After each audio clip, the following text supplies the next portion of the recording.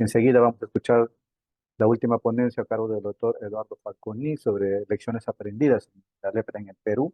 El doctor Falconi es médico infectólogo, especialista en enfermedades infecciosas y tropicales, socio fundador del SPEI, de la Sociedad Peruana de Enfermedades Infecciosas y Tropicales, es miembro de la Sociedad Internacional de Lepra, y todo lo que lo conocemos en su amplia experiencia, no solamente en trabajo de campo, publicaciones, es uno de los referentes en la atención de la lepra y en el entrenamiento. Muchas lecciones que hemos aprendido de él. Yo siempre repito que en Iquitos, uno de los técnicos a los que él entrenaba durante más de 20 años, pues es los que primero me ha enseñado a mí a identificar lesiones de Hansen, a veces esas que pasan muy desapercibidas. Doctor Falconi, adelante por favor con su presentación. Doctor Juan Celis, muy buenas noches. Gracias por sus palabras. Mi saludo a la nueva directiva de la Sociedad de Enfermedades Infecciosas y Tropicales, deseándoles los mejores éxitos en su gestión y la posibilidad de que tengan una mayor presencia frente a la primera presentación que ha hecho el doctor César Cabezas. Yo creo que ha puesto sobre la mesa el abordaje de diferentes temas o problemas que lo vemos a veces muy eventualmente, pero se necesita un involucramiento a largo plazo. Y la pregunta que yo me hago es, ¿el Ministerio de Salud está en capacidad de afrontar estructuralmente esta realidad? Este es el reto. Yo creo que tenemos que trabajar bastante en ese sentido. Entonces, bueno, en lo que a mí corresponde, voy a compartir con ustedes un poco de lo que es las lecciones aprendidas en la atención de pacientes con lepra en el Perú. Quiero tomar como referencia la presentación de la doctora Nidia Calderón sobre su experiencia de uno de sus pacientes que le produjo mayor impacto, ¿no? Entonces, esta es la imagen de un paciente afectado con lepra que en realidad nunca debería llegar si es que nosotros estamos preparados para identificarlo tempranamente. Y si leemos un poco el historial de este paciente, miren, desde el año 1998, lo que predominaba como síntomas iniciales, manchas en la muñeca, en el antebrazo, que luego se extendió a las mejillas, y aquí aparece ya que estas manchas en la mejilla con compromiso de la sensibilidad. Y luego esas manchas van extendiéndose a la muñeca, al antebrazo. Entonces estamos hablando de aquí no de caída de tejido, sino de lesiones dermatológicas con manifestaciones de compromiso neurológico, o sea, el compromiso de la sensibilidad. Posteriormente va evolucionando, una persona con limitaciones económicas, con no hay fiebre, no hay ninguna otra molestia más que de estas características, van apareciendo nuevos elementos como son los bultitos, nódulos probablemente, y puede también acompañarse de otras molestias como cualquier problema dermatológico común, como es el escozor, las piernas y pies, que muchas veces por esto catalogan como si fuera una micosis y entonces estos pacientes son manejados como tal, ¿no? Entonces luego ya aquí ya se hace evidente digamos, el mayor compromiso sin que nadie haya identificado todavía el problema en este paciente, ¿no? Heridas con secreción en las puntas. Lo de esto quiere significa que este paciente por el compromiso de la sensibilidad, ojo, compromiso de la sensibilidad que significa compromiso de los nervios periféricos, ya está produciendo lesiones en los dedos por cortes, quemaduras y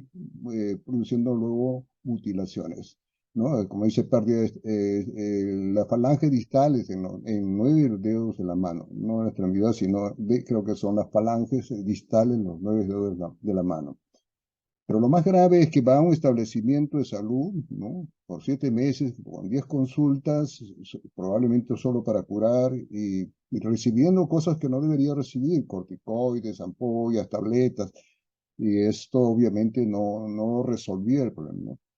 No, acudió 3 meses a policlínicos, recibió corticoides nuevamente con las mismas, quizás provocando leve mejoría el corticoide, porque este paciente probablemente estaba haciendo, además de las lesiones que esta que fue evolucionando esas características, lesiones de reacciones lepróticas, ¿no? Y bueno, como no encuentra respuesta, va a lo que es la medicina tradicional, buscan a los brujos porque les meten una serie de ideas y entonces vienen una serie de sesiones sin ninguna mejoría. Que hasta finalmente el año 17 acude a un centro de salud, derivando luego como un cuadro alérgico al hospital 2017. 20 años después le hacen el diagnóstico de lepra leucomatosa en el hospital de referencia y aquí inician tratamiento, ¿no? Miren todo este proceso, un calvario de este paciente para llegar al nivel en que les mostré, ¿no? Bueno, rápidamente la definición de la lepra, que es una enfermedad infecciosa de evolución crónica que se transmite de persona a persona, muy semejante al de la tuberculosis. El comportamiento es muy semejante, el agente del Mycobacterium leprae, y existe además desde el 2008 el reconocimiento Mycobacterium lepromatosis, que va dentro del complejo de la lepra, ¿no? Y este agente es lo que produce las formas infiltrativas que cuando hay complicaciones van a ser el fenómeno de Lucio, lo que sea. Es uno de los problemas más serios cuando hacen reacciones de tipo 2. Una cosa importante que tener presente, este es un proceso infeccioso, si comparamos con otros procesos infecciosos, esta nunca se va a presentar en brotes. Esta por una serie de características. Una, que la multiplicación del Mycobacterium leprae es lento, se multiplica cada 12 a 14 días, esa es su evolución. No va acompañado de fiebre, no va acompañado de ningún problema de malestar, de discapacidad o incapacidad para su trabajo. Ya cuando el proceso llega como a la foto inicial, ya es de carácter estético que motiva para que vaya a una consulta para su atención, pero no es porque esté discapacitado. Él, a pesar de que este paciente ya tenía mutilaciones en las falanges distales de los dedos, pero como tiene compromiso en la sensibilidad, igual podía seguir trabajando sin necesidad de estar, digamos, limitando su actividad. Las manifestaciones clínicas, como hemos visto, empezó con las manchas, silente, progresiva, sin mayor cosas. Eso fue evolucionando hasta que llegó a la situación que ya les he mostrado, ¿no? Tener presente, ojo, y aquí es lo importante, no esperen a que un paciente esté llegando a la consulta con el concepto bíblico de que se está cayendo los tejidos a pedacitos. No, eso no existe en lepra. La lepra afecta principalmente los nervios periféricos con manifestaciones secundarias en la piel. Y esas manifestaciones secundarias de la piel pueden ser manchas, puede ser placas, puede ser tipo ronchas. Entonces, si nosotros encontramos en áreas endémicas pacientes que han recibido una serie de medicamentos, pero que no desaparecen y siguen progresando, hagamos el esfuerzo simplemente de explorar cómo está la sensibilidad dolorosa que lo pueden hacer con una aguja, con un alfiler, si lo siente o no siente, si lo tiene disminuido y que puede llamar la atención. El primer compromiso sensitivo en estos pacientes es la sensibilidad térmica. Y bueno, buscar digamos, una ayuda de algo caliente, algo frío, no es muy fácil, pero alguien en el campo que va mostrando en la selva, por ejemplo, compró un médico, me hace la consulta, le pregunto si el paciente que está evaluando le ha hecho la prueba de sensibilidad térmica. Sí, me dice, doctor, acá he comprado un curichi y le he puesto en la mano y no siente si está helado o no. O sea, una cosa práctica. Este tipo de cosas, cuando uno enfrenta la realidad, va surgiendo en la práctica para la atención de estos pacientes que nos puede ayudar enormemente para hacer el diagnóstico, ¿no?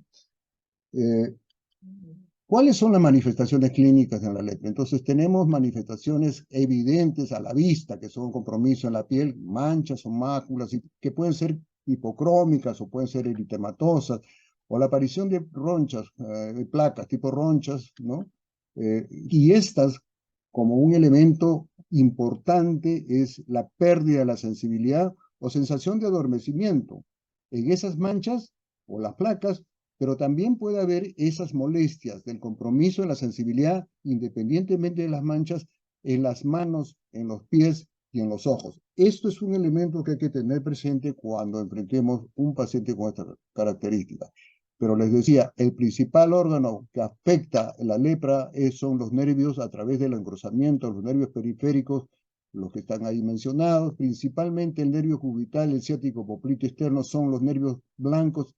En otros sitios el nervio radial, cutáneo radial, esos son los más afectados e incluso se palpan engrosados. Y estos pueden estar dolorosos a la palpación. Estas son las manifestaciones clínicas que hay que tener presente cuando enfrentamos a un paciente denominado sintomático dermatoneurológico. No es que está cayendo a pedacitos. Ya cuando vemos ese tipo de lesiones, de mutilaciones en los dedos, ya son la evolución a largo plazo en la cual no pudimos detectar el paciente con estas manifestaciones iniciales como la que mostré inicialmente, ¿no? Y estas son las lesiones, las manchas o máculas que pueden pasar desapercibidos y se ven en los niños, que es la característica, miren, que puede ser confundido como una micosis, como una pitiriasis alba, con una pitiriasis versicolor, ¿no? Acá vemos no solo en la cara, sino en las extremidades, y aquí en el lado derecho ustedes están viendo incluso, que no debe ser lo que, digo, aparte de la consulta, clavar una aguja para demostrar si hay compromiso o no la sensibilidad. Simplemente, pese a lo grotesco, es lo que quiero llamar la atención, que en estas lesiones hay que explorar la sensibilidad, ¿no? Si hay compromiso en la sensibilidad, eso es lepra mientras no se demuestre lo contrario, tenerlo presente. Y no se está cayendo a pedacitos. Paciente detectado en estos momentos, se le inicia su tratamiento, no va a quedar ninguna huella de tener la enfermedad. Ya cuando las lesiones puedan evolucionando, que es lo otro, la lepra indeterminada inicial, van a evolucionar ya lesiones más definidas, con bordes bien marcados, que pueden ser uno o dos. Estas lesiones ya pueden ser de tipo macular, hipocrómica o eritematoso, ¿no? Que ya nos dan manifestaciones mucho más claras de compromiso de la sensibilidad y pérdida de la sensibilidad. O tener lesiones más extensas, ya no únicas, sino varias lesiones que pueden estar localizadas en cualquier parte de la superficie corporal. Y muchas veces estos pacientes con este tipo de lesiones son catalogados como si fueran micosis. Y es lo que más se usa en la práctica diaria en las áreas donde existen estos pacientes. El fluconazol, el clotrimazol, y finalmente, si no responden a esto, utilizan ya pues, los tipos, los corticoides, prednisona, cualquiera que disponga, o betametasona, cotrimoxazol, perdón, clobetasol, que pueden aparentemente mejorar, pero después hacen una reactivación mucho más intensa cuando reciben tratamiento. O este tipo de lesiones, máculas o manchas, que pueden ser catalogadas como si fueran una micosis o un proceso alérgico, ¿no? Placas así. Ya en este lado derecho, estas imágenes, tipo de ronchas en sacabocados, ¿no? Que puede ser otra forma de presentación, más número de lesiones. Y aquí ya vemos lesiones nodulares, y aquí lesiones infiltrativas, ¿no? Placas que van concluyendo aquí estas como placas, ¿no? Y ya cuando el proceso es mucho más extenso, simétrico, estamos hablando de infiltraciones, como ustedes están observando en la cara, o la presencia de nódulos en los antebrazos. En otros casos vamos a ver infiltraciones, como están viendo, una acentuación de los surcos en la región frontal. Este es un paciente venezolano donde, pese al color, se observa que hay zonas mucho más engrosadas, infiltradas. Aquí se puede ver en esta otra paciente, ¿no? En la infiltración en la cara. Muchas veces así, cuando se ve estos pacientes, no piensan en que esto pueda corresponder a lepra, ¿no? Y aquí, esta es una paciente que creo que no está en la relación de la doctora, y la acabo de ver en Rodríguez de Mendoza. Y es una paciente que acudía por estas lesiones eritematosas en la región facial, observen ustedes, acá, que es a ambos lados, la oreja también infiltrada. No hay compromiso de la sensibilidad ni nada por el estilo. Y esta paciente está iniciando la variedad de la lepra lepromatosa, o sea, lesiones infiltrativas, como se ve en la lepra bonita, ¿no? Infiltrativa. Y esta paciente se veía, no mostraba ninguna cosa que llamara la atención. y fue diagnosticado por otro paciente que tuve la oportunidad de atenderlo cuando recién estaba haciendo la especialidad, y él fue el que le hizo el diagnóstico para un familiar. Dijo, esto puede ser lepra, anda a la consulta. Y felizmente que estaban en el proceso de fortalecimiento de capacidades en Rodríguez Mendoza, y vi a la paciente y se le hizo la baciloscopía y tenía 5 cruces. Es una paciente multivacilar de tipo lepromatoso, de tipo infiltrativo. Ahora, les he mostrado una variedad de lesiones dermatológicas y entonces la pregunta es, ¿por qué hay diferentes tipos de lesiones? Unas son manchas, otras son placas, otras son nódulos, infiltraciones y diferentes cantidades de lesiones. Y eso está dado porque hay un compromiso de la inmunidad celular específica para Mycobacterium leprae. Y es una gradiente del compromiso de del compromiso de la inmunidad de las personas. En general, la población cuando se infecta para evolucionar a enfermedad frente a Mycobacterium leprae va a suceder lo siguiente. La población en general, el 80% del 100% que se infecta, el 80% no va a hacer ningún signo ni síntoma que diga que está enfermo. O sea, eso no va a aparecer en ningún momento. En cambio, un 20% de esa población expuesta va a ser una forma inicial de la enfermedad que se denomina lepra indeterminada. Ahora, de ese 20%, un 5 al 10% va a evolucionar, sí, ya las formas clínicas que les he mostrado. El resto, 5 o 10 por ciento, va incluso a curarse solo sin que sepa que ha tenido la enfermedad. ¿Ok? Cuando evoluciona, dependiendo del grado de compromiso, si el compromiso del inmune celular no está muy comprometido, o sea, inmune celular específico para lepra, no está muy comprometido, va a ser la forma polar tuberculoide. Pero si la inmunidad específica para Mycobacterium leprae está totalmente comprometida, 100% abolido, va a ser la forma polar lepromatosa. Estos son los extremos, la forma benigna denominada así, la lepra tuberculoide, y la maligna, la forma lepromatosa. Por una benigna, porque son pocas lesiones, una o dos, la lepromatosa es la que compromete la mayor parte de la superficie corporal. Entre estas dos formas polares existen las formas dimorfas, llamadas así, formas que tienen características de ambos polos. Cuando se parece a la forma tuberculoide se habla de dimorfo tuberculoide. Acá BT porque está en inglés, borderline tuberculoide, y la otra es la borderline lepromatosa, o sea, dimorfo lepromatoso porque se aproxima, se parece más a la forma lepromatosa, y la que está inmunológicamente en el medio es la propiamente dicha, la dimorfa propiamente dicha. Estas formas del medio son formas inestables. Es probable que el paciente, el primero de la doctora Nidia Calderón, haya empezado como forma dimorfo tuberculoide y al no recibir el tratamiento adecuado, este paciente evolucionó hasta llegar a ser la forma lepromatosa. Ojo, vuelvo a repetir, las formas polares no van a migrar, eso quedan ahí. O sea, nunca la forma tuberculoide va a ser dimorfa, ni va a ser lepromatosa, ni la lepromatosa va a revertir a este lado. Solo las formas dimorfas son las que viran en uno o en otro sentido, dependiendo si se sigue deteriorando en su inmunidad celular específica para Mycobacterium leprae o tienen el estímulo a través de un tratamiento adecuado que va revertiéndose a la forma tuberculoide. Pueden virar a esa situación. Si quisiéramos nosotros ver cómo está la inmunidad celular y su relación con la carga bacilar, la curva que está en celeste nos dice la inmunidad celular está en este nivel óptimo, digamos cerca al óptimo en la forma tuberculoide, en cambio está en el piso en la forma lepromatosa, 0. Y si lo correlacionamos con la carga bacilar, es que en la forma la forma tuberculoide no vamos a encontrar los bacilos bajo las técnicas habituales en las cuales nosotros hacemos la detección.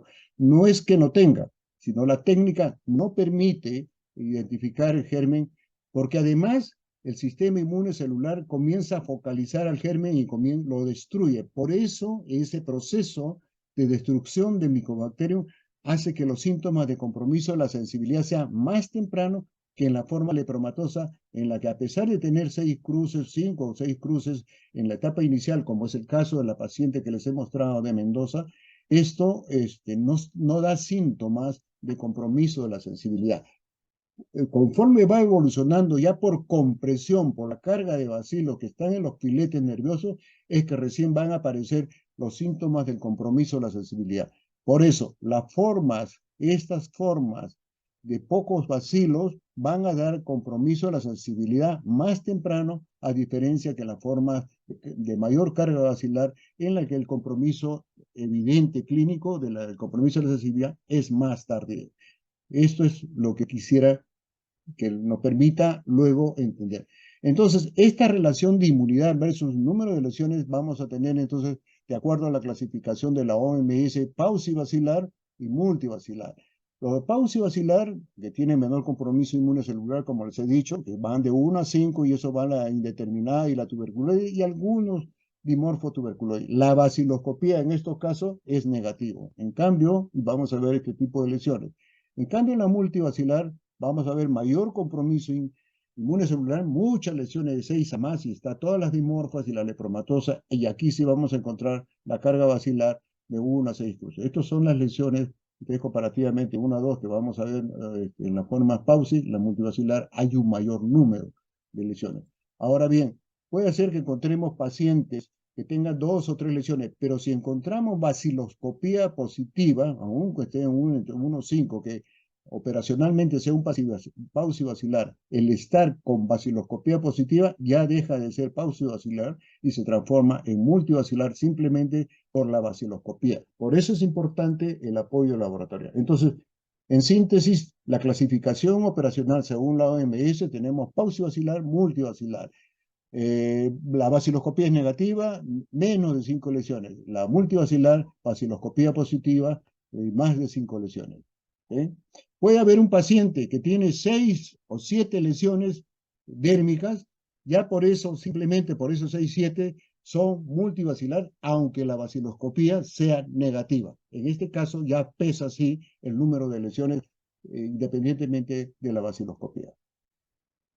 Ahora, si entramos en la clasificación mucho más detallada, ya desde el punto de vista clínico, vamos a tener la forma indeterminada, que es la lesión única, hipocrómica, de borde más o menos definido. Luego tenemos la tuberculoide, ya mucho más específico en cuanto al compromiso de la sensibilidad, y la dimorfa, que agrupa varias lesiones, un mayor número de lesiones, ¿no? Y la de tipo infiltrativo, que es la forma lepromatosa. La de arriba constituye la lepra paucivacilar, y la de abajo constituye la lepra multivacilar. Ahora, si quisiéramos utilizar la clasificación de Ridley y Joplin, en la que hablamos de la forma indeterminada, tuberculoide, y aquí viene la subclasificación de la dimorfa, en dimorfa propiamente dicho, y dimorfo tuberculoide, lepromatoso.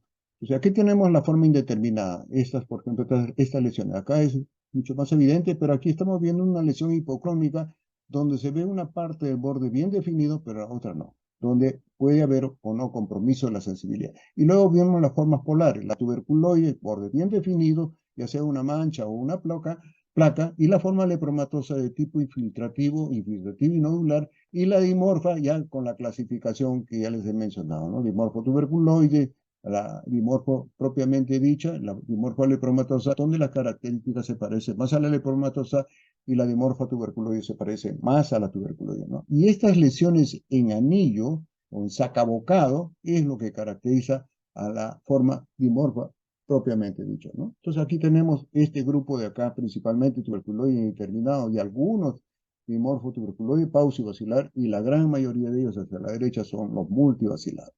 ¿Okay? Ahora, y aquí la baciloscopía. ¿Qué rol juega la baciloscopía? Si yo tengo un paciente que estoy sospechando en lepra, en la cual yo encuentro que hay compromiso en la sensibilidad, la baciloscopía probablemente va a salir positivo o negativo dependiendo del número de lesiones. Entonces necesito yo hacer la baciloscopía. Y entonces las zonas donde habitualmente se hace la baciloscopía son en las zonas frías. Y en los pacientes multivacilares habitualmente se hacen en las orejas, ¿no? Se hacen en los codos, se hacen en las rodillas, pero cuando no son numerosas, son unas cuantas, son 4 o 5 lesiones, de preferencia la baciloscopía se va a tomar de los bordes de las lesiones. Una oreja, un codo, más que suficiente. Entonces, lo importante es saber tomar la vaciloscopía, hacer una presión, una isquemia, luego con un bisturí, disculpe que esta foto que está sin guantes, esto por medidas de bioseguridad, siempre debe usarse guantes solamente para mostrar la introducción de la punta del bisturí de 2 a 3 milímetros y un corte, ¿ya? Haciendo la presión, manteniendo la presión, más o menos de 5 a 10 milímetros. Mucho más adecuado es hacerlo con una pinza que tenga, digamos, apoyo de goma, le hace la isquemia y aquí sí es más fácil de manipular y hacer el corte, ¿no? Luego eso se lleva a hacer su coloración y aquí empezamos con algunas cosas que debemos precisar. En la mayoría de los laboratorios para la coloración de bacilos alcohol ácido resistente utilizan la de Sil-Nielsen para tuberculosis y esta misma la aplican para lepra y no es la más adecuada. Para hacer la identificación de Mycobacterium leprae y que nos diga la verdadera carga bacilar, tenemos que hacer la de Sil-Nielsen en frío o técnica de Fitte-Faraco, que es su sinónimo, y donde se encuentran así diferencias en la concentración. En la fucsina para tuberculosis 0.3, en cambio la fucsina para Mycobacterium leprae es el 1%. El alcohol ácido 3% para Mycobacterium tuberculosis, alcohol ácido 1% y azul de metileno 0.1 y acá 0.15.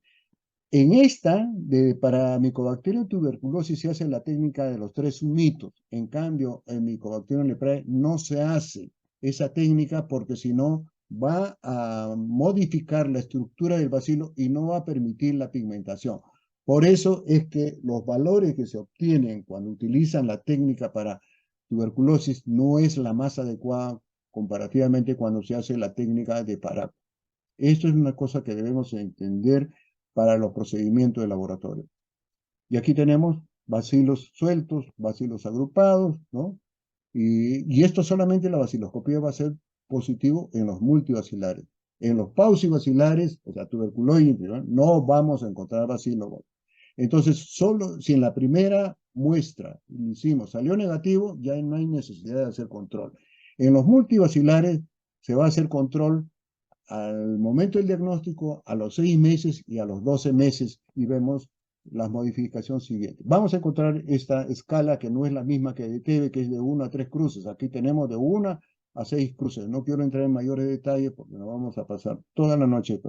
Pero si vemos, por ejemplo, al inicio, esta carga bacilar, ¿no? Y acá sueltos, algunos bacilos sueltos, en cambio aquí están agrupados.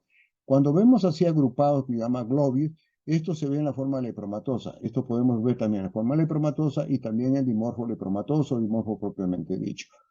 Nos permite luego en su control posterior, que no es mensual, sino, vuelvo a repetir, a los 6 meses o a los 12 meses, vamos a ver si los bacilos están fraccionados o están granulados, porque esto nos dice que los bacilos ya no son viables siempre y cuando exista un correlato clínico que también están mejorando. Porque al final, por ejemplo, un paciente que inició su tratamiento con 5 cruces o 4 cruces y al final tiene solamente una cruz o 2 cruces y clínicamente está bien, aun cuando tenga una o 2 cruces y todo está fraccionado, todo está granulado, el paciente puede dejar de tomar su tratamiento y siempre sigue su control cada 6 meses o anual hasta completar los 5 años post tratamiento, ¿no? Para tener la seguridad de que el paciente no va a recidivar, ¿no? Y aquí tenemos simplemente el significado. Cuando se tiñen completos se dice que son bacilos viables. En cambio, cuando ya comienza a la tinción verse fraccionado o granulado, estamos hablando que estos bacilos no son viables, ¿no? Entonces vamos a utilizar dos elementos en la lectura de la baciloscopía. Uno es el índice bacteriológico que nos dice la carga bacilar, ¿no? Ya la escala va de 1 cruz hasta 6 cruces, empezando de 0. Y el índice morfológico nos dice qué porcentaje de la lectura de esos bacilos se tiñen íntegros, que puede ser un 40%, 50%, 60%, 60%, más o menos ese es el rango en los pacientes de alta carga bacilar, como vamos a ver más adelante. Luego viene el tratamiento.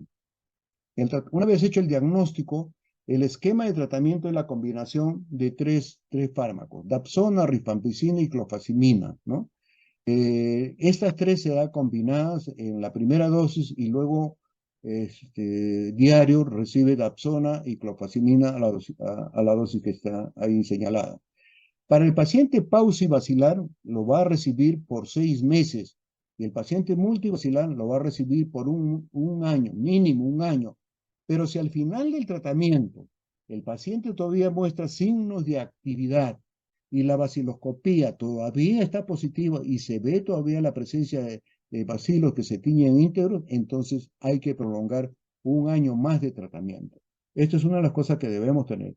En la norma pone como un año el tratamiento multivacilar, pero la continuación va a depender de cuál es el estado clínico del paciente al final de los 12 meses, 12 blisters que lo recibe en el lapso de un año.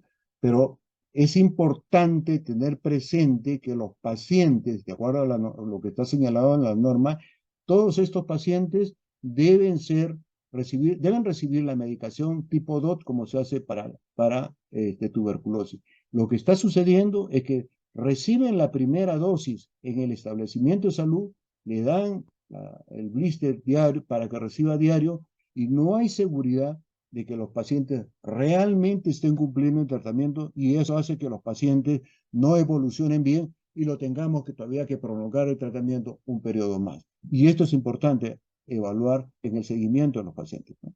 Acá es el esquema para los niños, Dapsona 50, rifampicina 450, la clofazimina 150, y luego la medicación diaria, cómo reciben la rifampicina, perdón, la clofazimina 50 interdiario, la Dapsona 50 diario. Eso para niños, para los menores de 15 años, ¿no? En la norma está ya mucho más especificado de acuerdo al peso de los que son menos de 10 años. Para los pacientes paucivacilar, 6 meses de tratamiento. Para los pacientes multivacilar, mínimo un año o más, dependiendo del estado clínico al final. Entonces, eso es una de las cosas que debemos tener presente en el manejo de los pacientes cuando le damos el tratamiento. Pero hay situaciones también en las cuales los pacientes tienen ciertas condiciones, además de la lepra, como gestación o está lactando. Ahí se puede dar la medicación sin mayor problema. En caso de lepra y tuberculosis, en estos casos sí, todo paciente que va a recibir rifampicina, hecho el diagnóstico, hay que descartar TB, porque si le empezamos a dar rifampicina como tratamiento para la lepra y no hemos descartado TB, lo que podemos generar es cepas resistentes a la rifampicina. Es por eso que, es por eso que en los contactos, vamos a ver más adelante, a los contactos que en otros sitios le dan quimioprofilaxis con rifampicina. El Perú, siendo un país con una tasa muy alta de tuberculosis y no pudiendo hacer un seguimiento adecuado en el tratamiento de los pacientes con lepra, no está, digamos, recomendado como una cosa normal dar quimioprofilaxis a los contactos para evitar nuevos casos por el riesgo de aparecer cepa resistente. La otra cosa es si un paciente es diagnosticado de tuberculosis y lepra, o sea, ya ha demostrado tuberculosis por cultivo y por las técnicas de biología molecular que se utilizan para la identificación como tal, y la baciloscopía por lepra identificado en las muestras obtenidas de piel, se va a dar prioridad a la medicación para tuberculosis, anti-TB. Y la medicación para lepra solo se va a dar Dapsona y clofazimina. La rifampicina se retira porque está recibiendo el tratamiento para tuberculosis. Como si estamos frente a un paciente que es TB sensible, durante los 6 meses de tratamiento va a recibir la rifampicina de ese, el periodo de tiempo que está recibiendo el tratamiento para TB. Concluido el tratamiento para TB, los 6 meses adicionales que requiere el paciente lo va a recibir ya con el esquema estándar para Mycobacterium leprae. En el caso de VIH, no se ve mayor, digamos que el cuadro sea mucho más severo, no se ve. A lo máximo, en los pacientes de formas dimorfas van a ser más frecuentes reacciones lepróticas tipo 1, o en los casos de pacientes con VIH, algunos de ellos pueden presentar síndrome de reconstitución inmune, ¿no? Otra cosa que es importante tener presente, y aquí rápidamente, la condición de un paciente para el tratamiento. Puede ser nuevo, puede ser caso de recidiva, pérdida de seguimiento, que puede ser paciente que no, caso nuevo que nunca recibió tratamiento. Recidiva es aquel que recibió tratamiento, fue dado de alta y después de un periodo de tiempo comienza nuevamente con la sintomatología, y eso sucede cuando estos pacientes regresan al lugar donde vive, donde puede haber más focos, y entonces nuevamente estos pacientes van a hacer el cuadro clínico, generalmente después de 5 a 6 años, ¿no? En las cuales se demostró en el momento del alta la carga basilar negativa. Lo que se denomina pérdida de seguimiento, aquellos que abandonaron, ¿no? Su tratamiento. Los pauses vacilares que deben recibir en 6 meses, si dejan de tomar 3 meses consecutivos, se dice que abandonó, ¿no? O que en el lapso de 9 meses no completaron los 6 blisters. Entonces, eso es el otro. En cambio, el multivacilar tiene un periodo de tolerabilidad de 18 meses. Y si deja de tomar 6 meses consecutivos, se dice que también es una pérdida de seguimiento.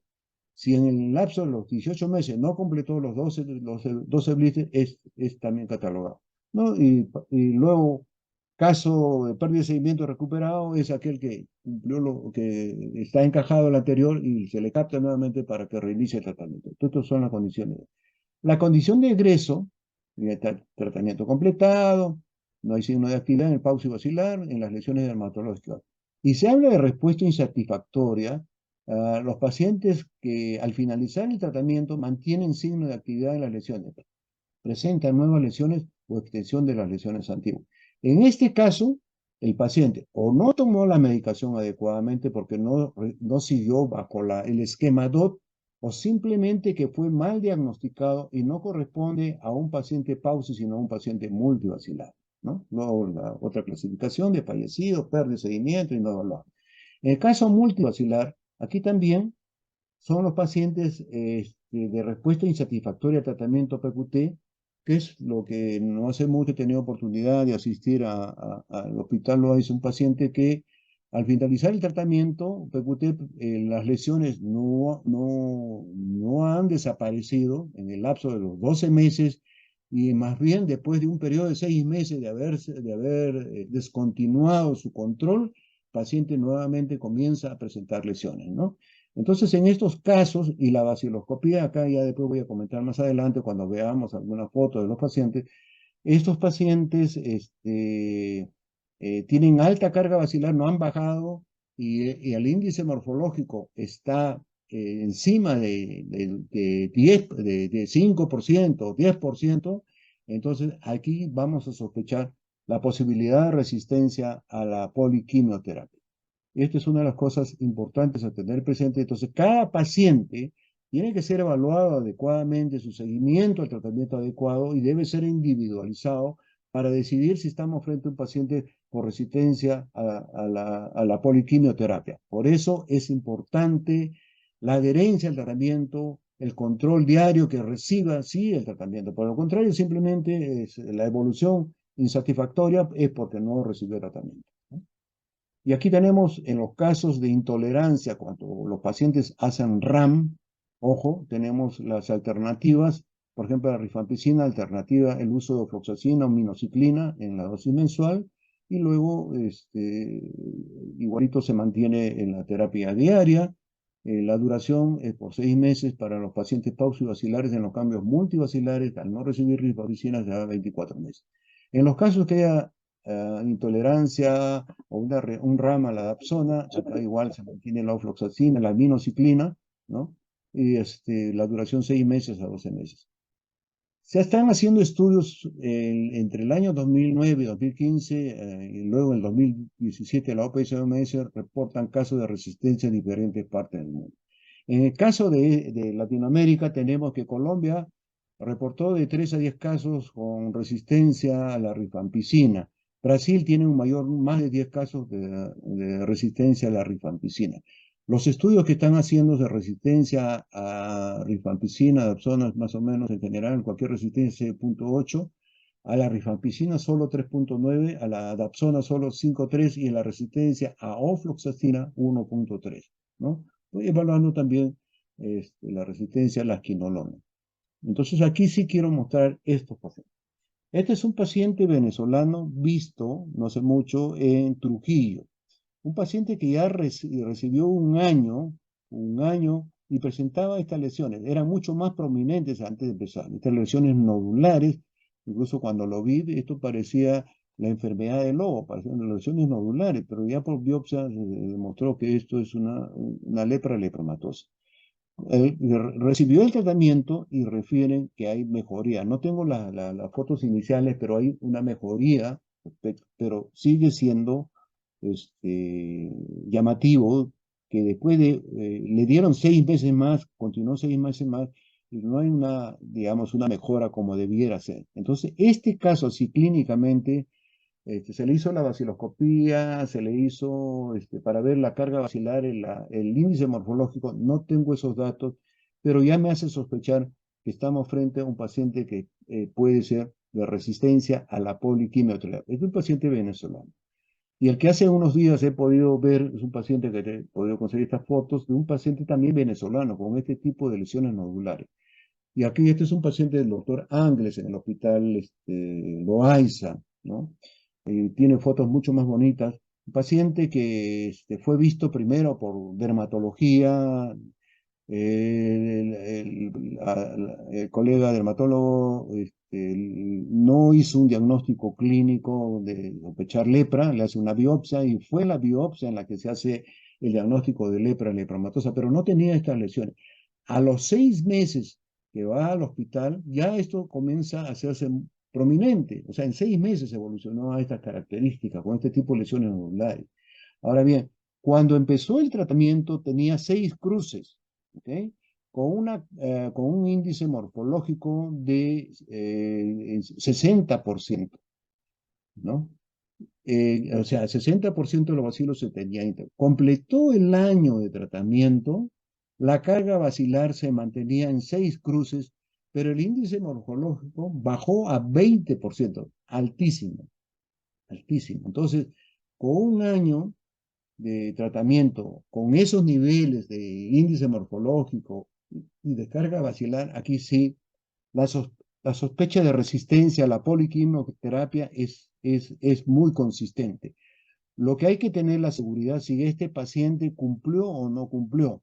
Entonces, eso se va a reevaluar y tomar la decisión. Igual, de todas maneras, hacer biopsia y remitir a un centro de referencia en esta parte del continente, es en Brasil, en Bauru, que hacen estudios de biología molecular que nos puedan decir si estos pacientes están haciendo resistencia o no a la poliquimioterapia.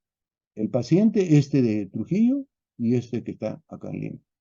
Y aquí existe ya el esquema de tratamiento que es muy semejante a, digamos, al alternativo cuando es resistente a rifampicina o resistente a la ofloxacina, la quinolona, que nos dirán luego los resultados de biología molecular, ¿no? El otro punto que es importante señalar son las reacciones en lepra. Y las reacciones en lepra, vamos a ver nuevamente a tocar las formas dimorfas, la forma lepromatosa. La forma tuberculoide no hacen ningún tipo de reacción de tipo leprótico. Los que hacen reacción leprótica son las formas dimorfas y la forma lepromatosa. Y intervienen una serie de elementos de citoquinas, la interleuquina 2 en las formas de pocos bacilos, interferón gamma. En cambio, la de gran carga bacilar, vamos a encontrar la intervención de interleuquina 4, interleuquina 10, donde vemos pues, que en el tejido una gran cantidad de bacilos. Entonces, la reacción leprótica vamos a encontrar en estas dimorfas, la reacción de reversa, denominada así, que es la reacción tipo 1. En cambio, en la forma lepromatosa y en algunos dimorfos lepromatosos vamos a encontrar la reacción tipo 2 o eritema nodoso leproso, ¿no? Estos elementos se van a manifestar de la siguiente manera. O sea, son episodios inflamatorios agudos o subagudos que es de carácter inmunológico, que se presentan en algunos pacientes, ya les he dicho, en el dimorfo de la forma lepromatosa. Los de tipo 1 están mediados por la inmunidad celular en los dimorfos. En los de tipo 2 está mediado por la inmunidad humoral que se da fundamentalmente en la forma lepromatosa y algunos dimorfos lepromatosos. No son RAM. Por lo tanto, no se suspende el tratamiento específico y lo único que se dan antiinflamatorios para controlar el proceso de estas reacciones. Pueden presentarse estas reacciones antes de haber sido diagnosticado, durante el proceso de tratamiento o después del tratamiento. En cualquiera de estas circunstancias puede aparecer esta reacción leprótica. Puede ser desencadenado por el mismo tratamiento como cualquier proceso intercurrente, sea de tipo infeccioso o de estrés emocional, el embarazo, intervenciones quirúrgicas o cualquier otra causa. Cualquiera de ellos pueden ocurrir. Las reacciones están presentes a menudo en el momento del diagnóstico, por eso en su control inicial debe evaluarse esto, y en cada control mensual, cuando va a recibir su dosis mensual, debe ser evaluado la posibilidad de que esté desarrollando una reacción leprótica todavía silente, porque es otra de las formas de presentación. La otra cosa que es importante tener presente que tanto en la reacción tipo 1, tipo 2, los nervios periféricos pueden inflamarse y tornarse dolorosos. Y si no se eso es una emergencia que obliga a utilizar prednisona, porque estos pueden provocar bruscamente pérdida de la sensibilidad, debilidad muscular, produciendo parálisis, ¿no? Puede ir acompañado de fiebre, de malestar, y las manos y los pies pueden estar hinchados, es una de las cosas. Por ejemplo, esta es una paciente de tipo dimorfo que al mes de tratamiento hace este cuadro. Aparentemente ha hecho un empeoramiento, o sea, las lesiones iniciales se han inflamado, se han hecho mucho más notorias, ¿no?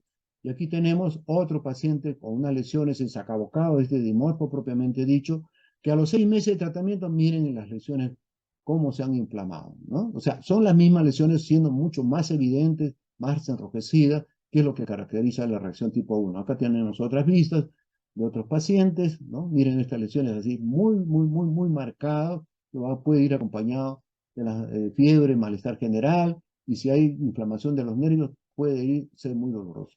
En cambio, en la reacción tipo 2, que está mediada por la inmunidad humoral, que es el eritema nodoso leproso, aparecen lesiones nuevas, ¿no? Tipo, así como lesiones forunculosas, como que está bien en la cara, ¿no? Miren en la cara, este tipo acá se ve incluso como pústulas, esto es lo que caracteriza a la reacción tipo 2 o eritema nodoso leproso, ¿no? Acá estamos viendo la cara, pueden ser varias, pueden ser unas cuantas, y puede estar acompañado de malestar, de fiebre, ¿no? Y en los casos en los que estas reacciones de tipo humoral, que son antígenos, anticuerpos, hay gran producción, van a taponar los pequeños vasos hasta producir la vasculitis necrotizante, como ustedes están observando en la reacción tipo 2, mucho más severo, un eritema nodoso más severo. Ya, su grado extremo es que la aparición del fenómeno del lucio de lesiones ulcerativas. Y acá es importante resaltar algo que mencionó el doctor Celis. Miren, estos pacientes, un curso internacional que se desarrollaba en Loreto, se presentaron a la paciente, estaba pensando cualquier proceso inmunológico de otra naturaleza, y dos técnicos que lo habían visto al paciente y observaron los dedos. Dice, eso parece un paciente con lepra. Ellos no habían visto nunca antes el fenómeno de lucio, pero sí le llamó la atención las mutilaciones de los dedos. Dijeron lepra. Al principio dijeron, no, eso no es lepra, hasta que lo demostraron con la baciloscopía positiva. O sea, un paciente con lepra, lepromatosa, que había hecho reacción tipo 2 con fenómeno de lucio, para que vean, cuando hay observación, capacidad de observar las características de la enfermedad, podemos hacer un diagnóstico adecuado y no esperar como el paciente inicial que les he mostrado de la doctora Nidia Calderón. Y aquí tenemos estas lesiones ulcerativas que estos pacientes cuando no se manejan adecuadamente pueden morir. Y esa es la única situación en que los pacientes con lepra pueden morir, pero la lepra en sí no mata. Cuando un paciente no recibe tratamiento y sigue evolucionando, pueden hacer un compromiso de amiloidosis renal y va a morir por un compromiso renal secundario a la amiloidosis, pero no por lepra propiamente dicho. Y otro elemento, le mencionaba que la lepra afecta a los nervios periféricos. Aquí está señalado. Aquí para mostrarle el nervio cubital engrosado.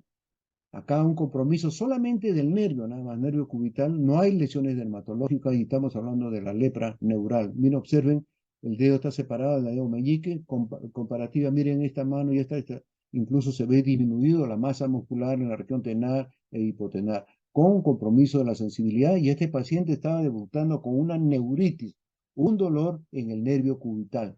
Esta es otra de las cosas. Esto fue el diagnóstico hecho por la doctora Josefa López en Yarinacocha, una doctora a quien aprecio mucho porque le da mucha dedicación a los pacientes, igual que la doctora Nidia San Martín. Y aquí pueden ver ustedes las lesiones en el cuello, perdón, los nervios retroauriculares engrosados se palpan ahí, ¿no? Como cuerdas. Acá el compromiso del nervio cubital comienza la mano a retraerse, en la mano, los dedos se engarran en los pies también. Y aquí podemos ver un paciente, miren, normal, pasa desapercibido, pero cuando se le dice que cierre los ojos, ahí está la gota, no lo cierra por completo. Y el riesgo de no cerrar adecuadamente van a ser una conjuntivitis, una queratitis y llegar a la ceguera, que es lo que va a incapacitar. Acá compromiso mediano cubital, donde hay una amiotrofia de la región tenar y hipotenar, ¿no? Y aquí tenemos los nervios engrosados del el nervio rama del ciático poplito externo, y un pie caído, casi puede haber dorsiflexión. Y esto trae como consecuencia, cuando uno ve que hay compromiso de los nervios, cubital, acá viendo, evaluando la fuerza muscular, evaluando con estos estesiómetros la sensibilidad, y vamos a encontrar los grados de discapacidad, que puede ser 0 cuando todo es normal, y grado 1 cuando solamente hay pérdida de la sensibilidad, y grado 2 ya cuando se observan lesiones, ya sea en los ojos, en las manos, en los pies. Esto es lo que caracteriza los grados de discapacidad, ¿no? Entonces, una forma de evaluar si hay compromiso o no neural es la sensibilidad térmica, como estos dos, uno con agua fría, otro con agua caliente. Es lo primero que se pierde. Luego la sensibilidad dolorosa con una agujita. Cuando a uno le pincha a alguien, le pone la aguja, inmediatamente es un acto reflejo de retirar cuando se expone a esto. En cambio, los pacientes que están comprometidos, uno les explica, no, dice, pueden sentir que les tocan, pero no sienten el dolor, ese reflejo inmediato cuando uno le pone algo, un elemento pulsante. Ya cuando el compromiso es marcado, ya no siente ni siquiera el roce del algodón, ¿no? Acá vemos también la exploración de la sensibilidad en la córnea. Al paciente le están colocando un hilo, un pedacito de hilo, y el paciente no hace la defensa de cerrar la hendidura palpebral, ¿no? Y esto trae como consecuencia la oftalmía, cuando el compromiso ocular, la mano engarra en las manos, el pie caído en los pies. Miren la mano que va progresivamente afectándose hasta llegar a la mutilación. Este grave compromiso neural les pone esta discapacidad. Acá compromiso motor y sensitivo en las manos y en los pies. Miren, ya cuando uno llega a esto, es decir, recién hace el diagnóstico de lepra, no se puede hacer nada. Estos pacientes van a quedar marcados para toda su vida, simplemente que han estado esperando que llegue esta situación. Y aquí huellas de quemadura, de corte, cuando todavía se puede hacer algo, cuando estos pacientes están presentando estas lesiones por el compromiso motor y sensitivo, ¿no? O estas lesiones en la planta del pie, ¿no? El mal perforante plantar, empiezan por una cosa pequeña y terminan con un mal perforante, produciendo osteomielitis, y son las osteomielitis las que producen la destrucción del tejido.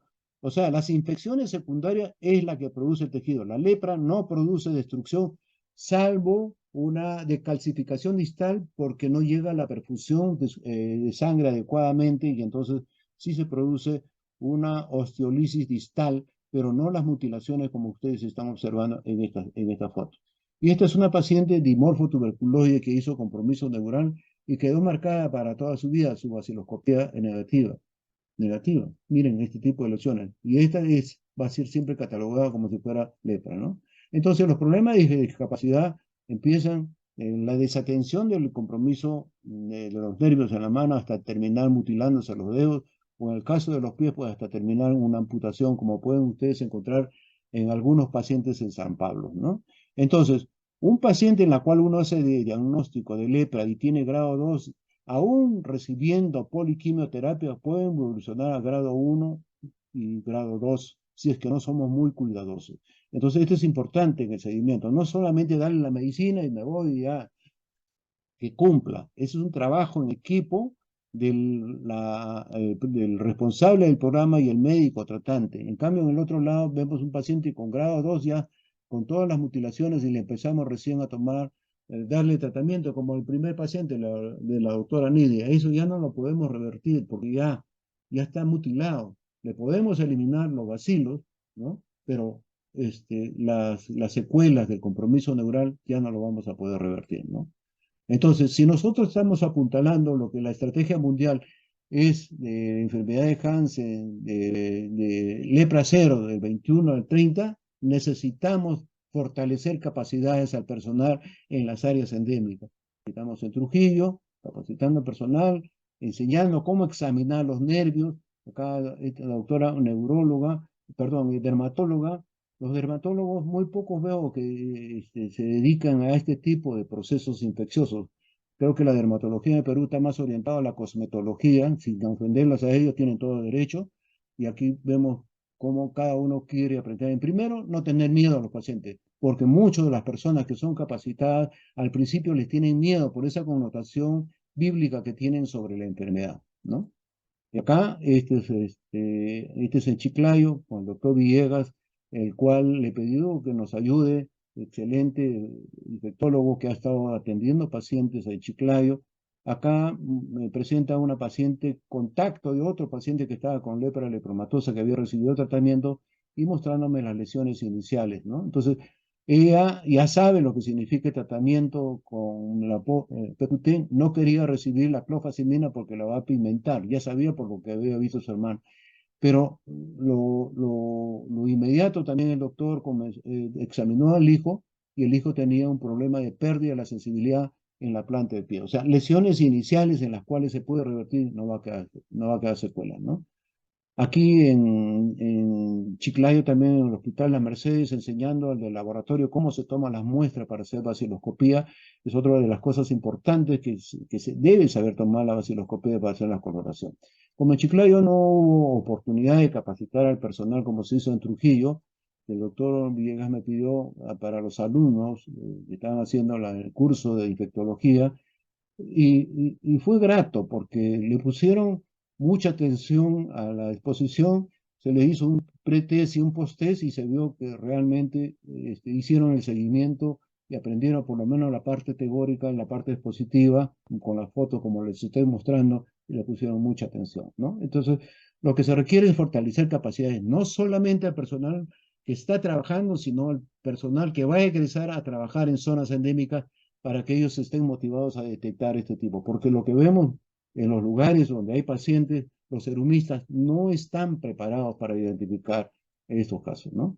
Y aquí un viaje digamos, al inicio de esta capacitación a la zona del Brain, en Quimbiri, porque había sido diagnosticado un paciente con lepra tuberculoide hecho por biopsia en un establecimiento de acá de Lima, ¿ok?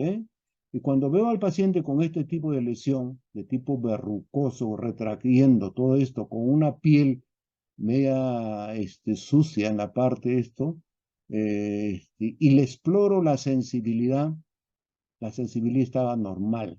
Una lepra tuberculoide no tiene esta extensión tan marcada y la sensibilidad está perdida. Acá la sensibilidad estaba normal.